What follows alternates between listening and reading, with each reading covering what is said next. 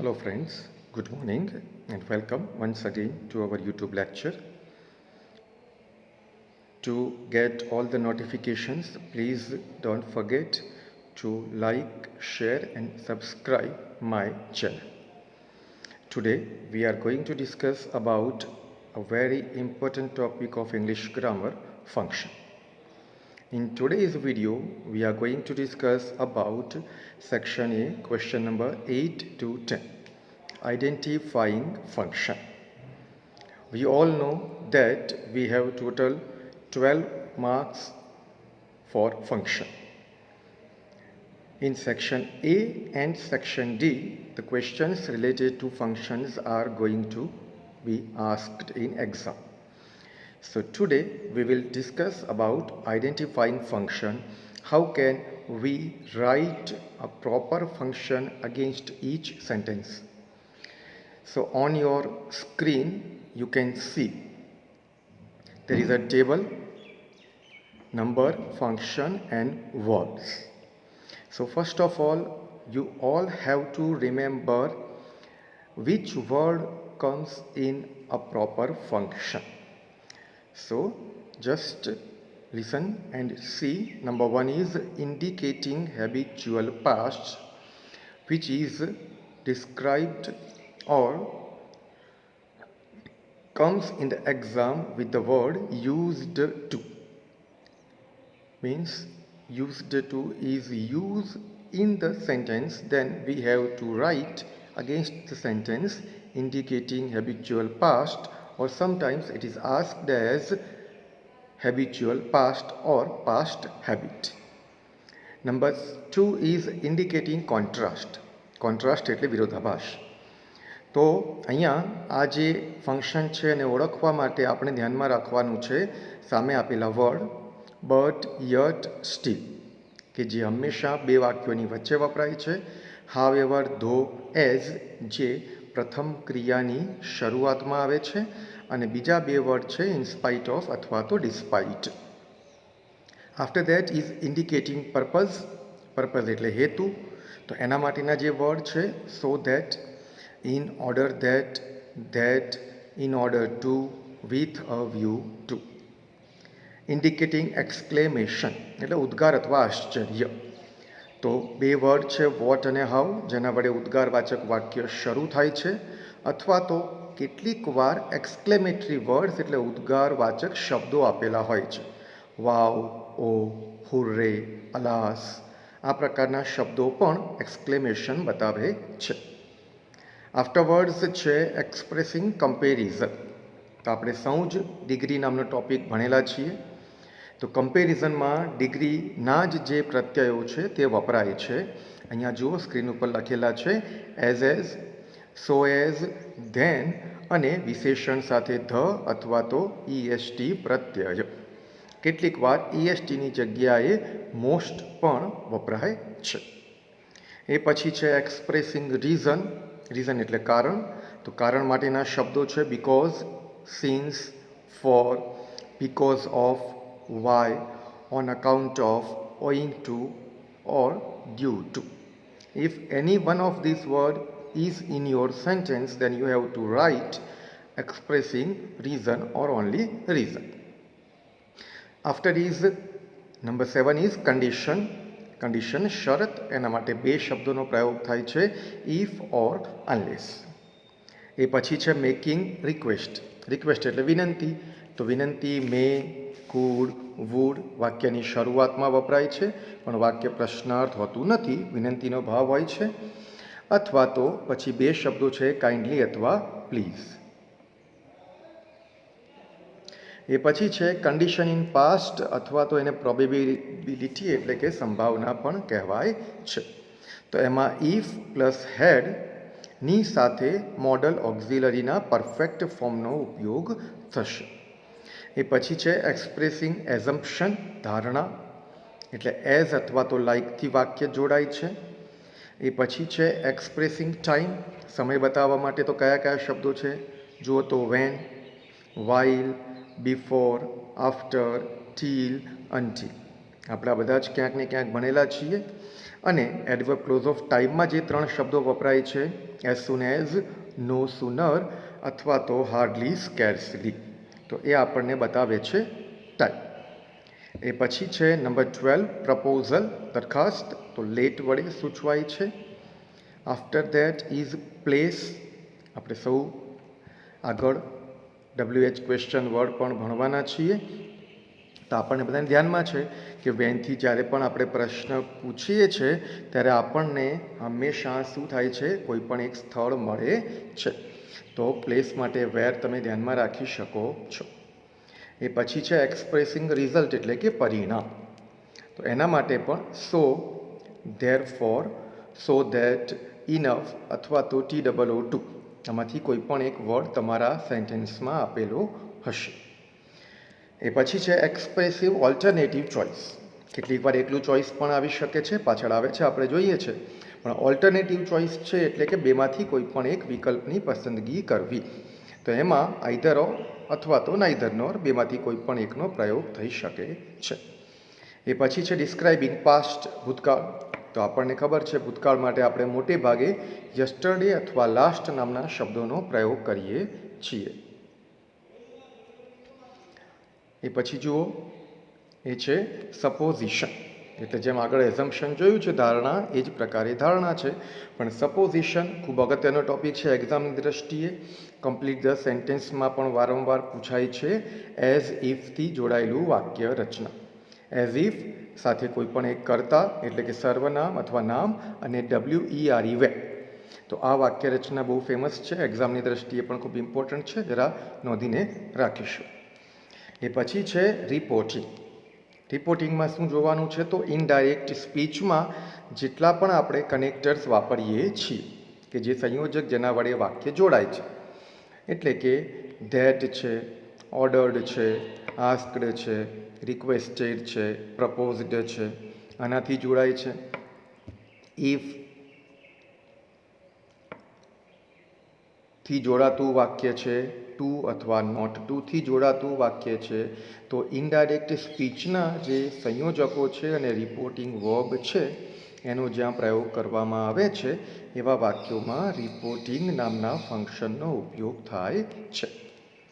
એ પછી જો 19માં છે talking about someone in relation to something, તો આ ફંક્શનમાં શું યાદ રાખવાનું છે, તો અહીંયા જો ઉપરની લાઇનમાં પહેલાં બે વર્ડ આપ્યા છે એ બરાબર ધ્યાનથી નોંધી લઈએ, ધ સેમ એઝ અથવા તો સચ એઝ. પછી કેટલીક વાર એકલું ધેટ, કેટલીક વાર ઓલમોસ્ટ, અને નીચેની લાઇનમાં છે જુઓ લાઇક એટલે ના જેવું, અલાઇક ના જેવું, અનલાઇક નાથી અલગ પડતું, સિમિલર ટુ ના જેવું, ડિફર ટુ નાથી અલગ પડતું, તો એ ધ્યાનમાં રાખીએ. પછી 20 નંબર છે ડુ ઓર નોટ ઇમ્પોર્ટન્ટ.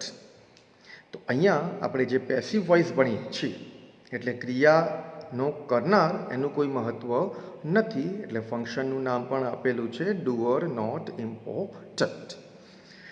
પછી જુઓ 21 છે એક્સપ્રેસિંગ ચોઇસ. આગળ આપણે જોયું આઈધર ઓર અથવા નાઈધર નોર, તો એ આપણા ઓલ્ટરનેટિવ ચોઇસમાં આવે છે. એક્સપ્રેસિંગ ચોઇસ એકલું છે તો 4 વર્ડ યાદ રાખવાના છે, વુડ, રાધર અથવા તો પ્રિફર ટુ અથવા ઓર અથવા અધરવાઇઝ. બધાનો મતલબ થાય છે ઓર અધરવાઇઝ, આ અથવા તો આ, એ અર્થમાં વપરાય છે. એ પછી જો 22 છે એમાં 3 શબ્દો આપેલા છે, એક્સપ્રેસિંગ ફર્મનેસ, ડિટર્મિનેશન અથવા તો કમ્પલ્સન. જો આ બધામાં શું થાય છે, તો બધામાં ક્યાંક ને ક્યાંક ફરજિયાતપણાનો ભાવ આવે છે. તો અહીંયા 3 વર્ડ છે મસ્ટ, નીડ ટુ અને હેવ ટુ. આમાંથી કોઈ પણ એક વર્ડ આપણા વાક્યમાં આપી શકે છે. પછી જુઓ જેમ ડિસ્ક્રાઇબિંગ પાસ્ટમાં યસ્ટરડે અને લાસ્ટ છે, એમ જો ડિસ્ક્રાઇબિંગ ફ્યુચર આવે છે તો યાદ રાખવાનું છે ટુમોરો અને નેક્સ્ટ, બેમાંથી કોઈ પણ એક આવી શકશે. એ પછી 24 છે ઓફરિંગ સજેશન એટલે કે સૂચન છે, તો એમાં પણ 3 આપેલા છે, બહુ સરળ વાક્ય રચના છે, શુડ, ઓટ ટુ અથવા તો હેડ બેટર, એના પછી હંમેશા ઇન્ફિનિટિવ એટલે કે ક્રિયાપદનું મૂળ રૂપ વપરાય છે. V1નું ફોર્મ આપણે વાપરવાનું છે. એ આપણે કમ્પ્લીટ ધ સેન્ટેન્સના ટોપિકમાં જોવાના છીએ. નેક્સ્ટ જોઈએ.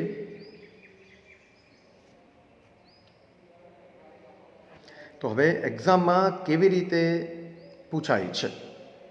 તો જુઓ ઉપર જે સૂચના આપણને આપેલી છે ઇન્સ્ટ્રક્શન, તો એક્ઝામમાં લખેલું શું હોય છે કે identify the function and write it against each sentence.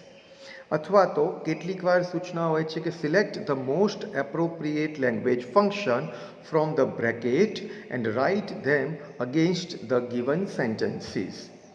આમાં યાદ ખાસ રાખવાનું છે કે પરીક્ષામાં માત્ર ફંક્શન લખવાનું નથી. વાક્યનો નંબર છે એટલે એક્ઝામમાં મેં તમને અગાઉ કહ્યું એમ ક્વેશ્ચન નંબર 8, 9 અને 10 આ આપણા એક્ઝામમાં પૂછાવાના ક્વેશ્ચન નંબર છે.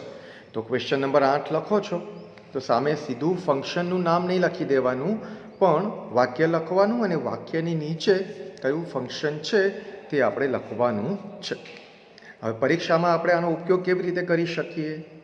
તો જુઓ, અહીંયા તમને 6 વાક્ય આપેલા છે તમારા સ્લાઇડમાં સ્ક્રીન ઉપર બ્રેકેટમાં પણ 6 અલગ અલગ ફંક્શન આપણને આપેલા છે. હવે પહેલું વાક્ય જુઓ, Lata is now too old to sing a song in a live performance. અહીંયા જુઓ TOO2 એને મેં કલર અલગ કર્યો છે, હાઇલાઇટ કરેલું છે. તો આપણે પણ એક્ઝામમાં આ જ કરવાનું છે. TOO2 આવ્યું છે, દેટ મીન્સ એ કયું ફંક્શન સૂચવે છે? તો નીચે જવાબમાં લખ્યું છે એક્સપ્રેસિંગ રિઝલ્ટ. એ પછી સેકન્ડ છે કે I would rather conduct an activity than take part in it. અહીંયા જુઓ વુડ રાધર હાઇલાઇટ કરેલું છે. તો એ આપણને શું બતાવે છે? એ બતાવે છે એક્સપ્રેસિંગ ચોઇસ. તો ત્યાં જવાબમાં લખ્યું છે આપણે એક્સપ્રેસિંગ ચોઇસ. પછી સી છે bolt is the fastest runner in the world. તો અહીંયા જુઓ ધ ફાસ્ટેસ્ટ, ફાસ્ટ વિશેષણને EST પ્રત્યે લાગ્યો છે, સુપરલેટિવ ડિગ્રીનો પ્રયોગ થયો છે, એટલે અહીંયા કમ્પેરિંગ પીપલ નામનું આપણને ઓપ્શન આપ્યું છે. તો આપણે કમ્પેરિંગ પીપલ લખવાનું છે. જો એકલું કમ્પેરિઝન આપે છે તો આપણે જવાબમાં લખીશું કમ્પેરિઝન. પછી આગળ જુઓ D, like Gandhiji Sardar believed in non violence. તો અહીંયા લાઇક નામનો શબ્દ કે જે આપણા જવાબનો આધાર છે એને હાઇલાઇટ કર્યું છે. તો talking about person in relation to something. ઈ છે I used to get up early when I had to appear in school exam. તો યુઝડ ટુ ભૂતકાળની કોઈ ટેવ બતાવવા માટે વપરાતો શબ્દ છે. તો નીચે જવાબમાં પણ જુઓ લખ્યું છે હેબિચ્યુઅલ એક્શન ઇન પાસ્ટ. અને છેલ્લું છે કે in spite of my warning he played with fire. In spite of ના પાડવા છતાં, એટલે વોર્નિંગ ચેતવણી આપવા છતાં પણ તે ફાયર એટલે આગ સાથે રમત કરી રહ્યો હતો. રમત કરી એટલે અહીંયા વિરોધાભાસ બતાવે છે. તો આપણો આન્સર થશે શોઈંગ કોન્ટ્રાસ્ટ. અહીંયા માત્ર એક્ઝામ્પલ માટે 6 સેન્ટેન્સ મૂકેલા છે. તમને કહ્યું તેમ વાક્ય રચના પરીક્ષામાં 3 વાક્ય અને 3 વિકલ્પ સાથેની પૂછાવાની છે.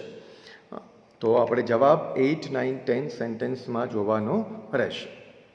જો એક બીજું એક્ઝામ્પલ આપણે જોઈએ તો અહીંયા પણ તમારા સ્ક્રીન અને સ્લાઇડ ઉપર જો દેખાઈ રહ્યું છે. પહેલું જુઓ કે would you give me your dictionary. Question mark છે પણ વાક્યની શરૂઆત થઈ છે would you give me your dictionary. શું તમે મને તમારી ડિક્શનરી આપશો? તો આપણને વાક્ય દેખીને ધ્યાનમાં આવે છે કે અહીંયા વિનંતીનો ભાવ છે. તો આપણે લખીશું શું? Expressing request. બી જુઓ, either Lata or Asha will sing a song. હવે આઈધર અને ઓર આ બંને હાઇલાઇટ કરેલા છે તો બતાવે છે એક્સપ્રેસિંગ ચોઇસ.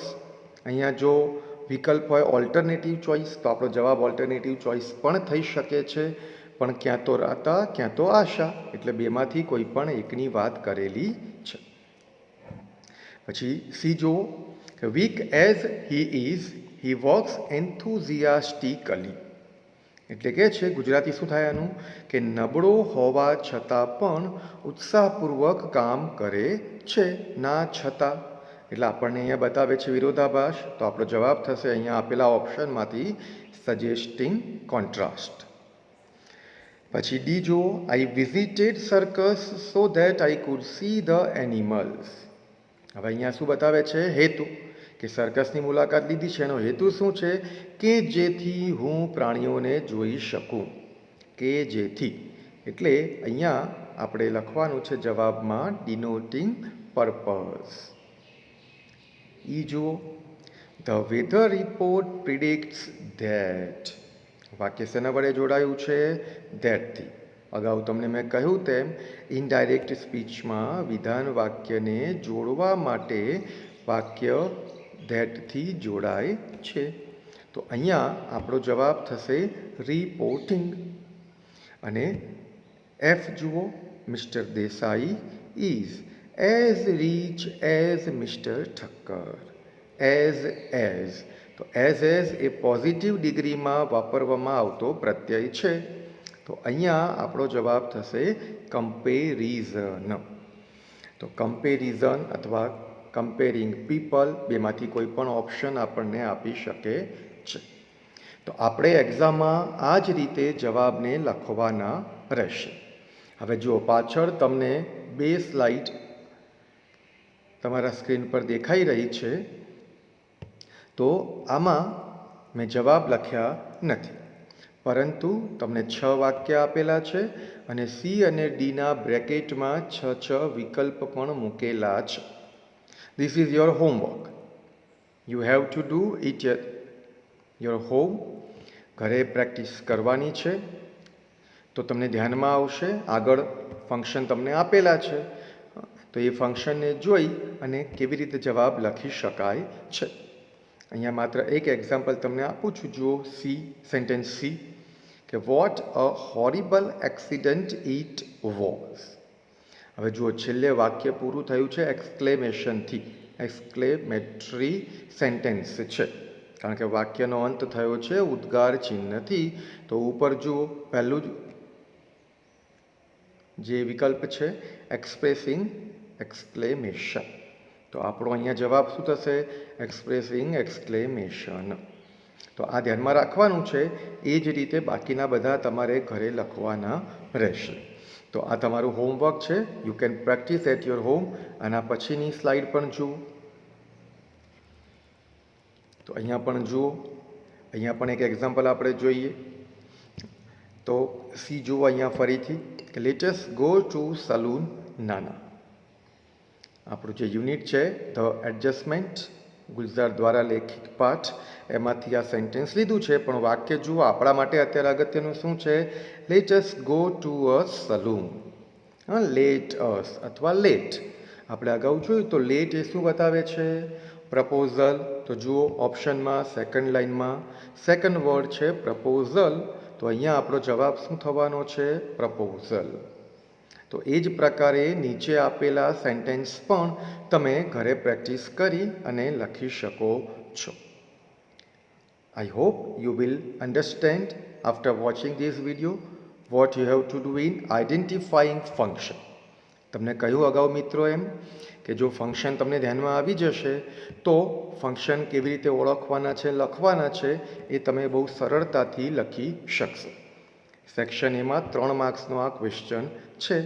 આના પછી રિસ્પોન્ડ ટુ સેન્ટેન્સ જે આવે છે એમાં પણ આપણે આ જ મુદ્દાનો ઉપયોગ કરવાનો છે. આ જ ફંક્શન અને કેવી રીતે રિસ્પોન્ડ ટુ સેન્ટેન્સ આવી શકે છે એ આપણે પછીના લેક્ચરમાં જોઈશું. So once again, I request all of you to like, share and subscribe my channel to get all the notifications. Okay. So thank you till we meet in future. Thank you.